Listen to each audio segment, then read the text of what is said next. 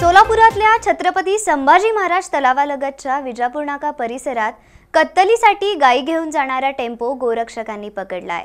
टेम्पोत खचाखच पद्धतीने गायी भरल्याचं दिसून आलंय। यावेळी नागरिकांनी एकच गर्दी केली आहे आणि गायीने भरलेला टेम्पो नागरिकांनी पकडला आणि तो टेम्पो थेट विजापूर नाका पोलिसात नेण्यात आला। गायीच्या कत्तलीवर नागरिक जागरूक झाल्याचं गोरक्षकांनी यावेळी बोलताना सांगितलंय।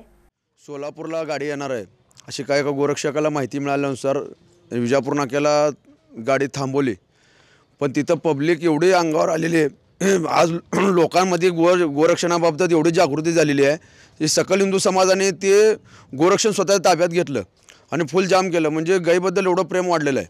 आज जागृती होऊन आज लोक स्वतः म्हणजे आज आम्हाला रस्त्यावर यायची गरज नाही, पण पब्लिकच स्वतः म्हणजे गोरक्षण करायला लागले। आज ही खरंच आनंदाची गोष्ट आहे। आणि आज गाडी पकडली, फुल पॅक होती गाडी, 0117 नंबर आहे गाडीचा।